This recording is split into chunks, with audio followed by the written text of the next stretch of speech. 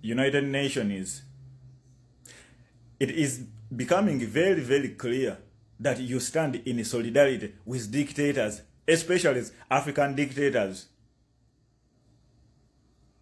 Yeah, it is actually becoming very clear that you stand in solidarity with the African dictators. Because whenever there's anything, whenever there's anything which traumatizes the rights of the people, especially in Africa, I'll talk about Uganda specifically. The only thing we can see from the United Nations, especially on social media, is a simple word. And then you wait for years. But you clearly knows very well what is happening in Uganda. We live under dictatorship. We are ruled by gunmen. We are ruled by criminals. But these criminals you've been funding for the last 40 years and still counting. And right now, when the people's rights, when the people's lives are being destroyed in the broad daylight, in the darkness, in the morning, in the wee hours, the only thing you can do is to come on social media and say, you demand for the end of crackdown. And that's all. But these actions continue to happen to the people of Uganda and so many other African countries, especially where there are dictators. United Nations, you have a whole department, you have a whole wing for human rights. You have everything it takes to know what is happening. You have everything it takes to take action and end slavery, especially under people who are being led by dictators. But the only thing you can say is a mere statement, and then you go silent as the people continue to suffer. As the innocent people continue to languish in prisons. Check about Uganda. The last 7 years, very many innocent Ugandans are languishing in prisons.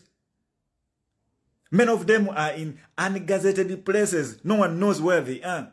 Many of them were killed in the night, in broad daylight, on camera. We have all kinds of evidence. The only thing you can do is to make a mere statement. Just a simple statement. And then you go silent. The next thing we see is seeing delegates to the United Nations visiting state houses, having coffee with the dictator.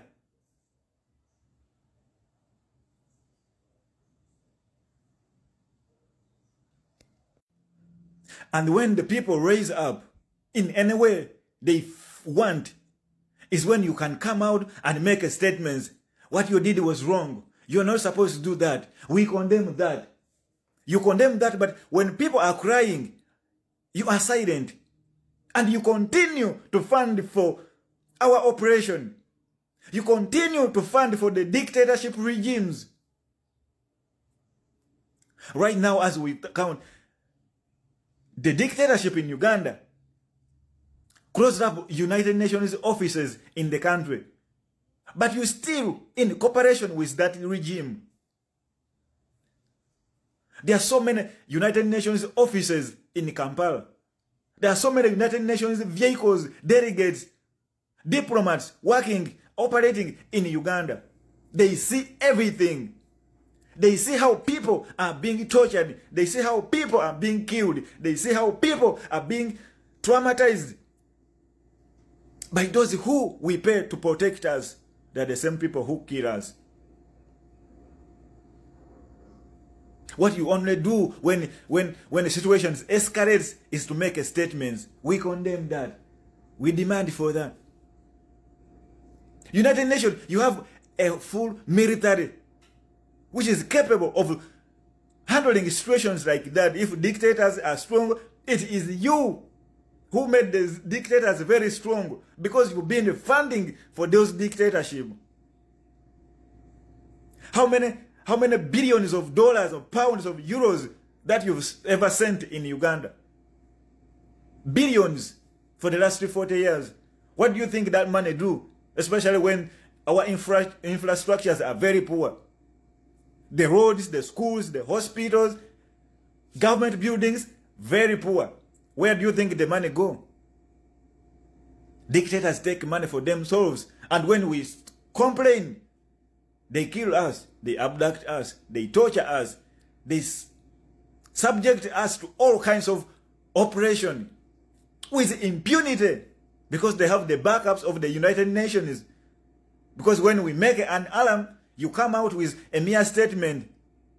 That statement is aimed at silencing us who are like agitated to do something.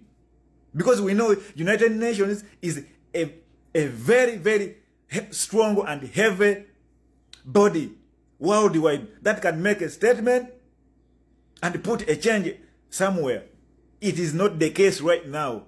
Dictators hide in the armpits of these organizations, especially the United Nations.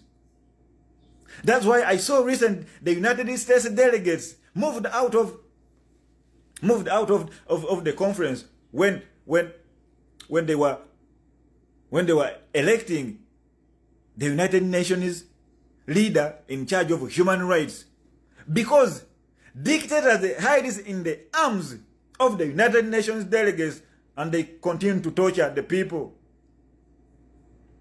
We demand for your action. We demand that you take action on the current situation in Uganda. Political prisoners, innocent political prisoners are dying in jail. Right now, as we speak, we have a very big number of innocent Ugandans who went missing. They were abducted by presidential guards, the SFC. 7 years, 5 years, 2 years, 3 months, they are still missing. And then you just come out and say, we demand for the end crackdown. Like this, do you think this kind of situation just needs a mere word like that? Can't you put pressure onto the administration of Uganda right now? Why do you continue to support for our operation? Why do you continue to fund for the dictatorship in Uganda? Why? Especially when you know everything. You made the dictatorship in Uganda very strong. It is you who built the dictatorship in Uganda. You made them very strong. You gave them arms. You gave them guns. And now they use the same guns onto the fellow Ugandans very innocently. And they do that with impunity in broad daylight, and the son to the dictator, who also doubles as the CDF, the chief in command of our armed forces, comes out clearly and explains what he's gonna do and what he has done. You've seen that on X so many times. I'm going to attack so and so. After a few hours, they go get them.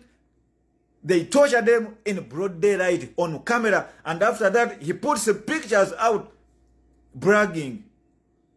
But because you made them very strong, right now you're still making mere statements. United Nations, why? Ugandan lives matter. We are also human beings. We deserve to have our own rights as human beings.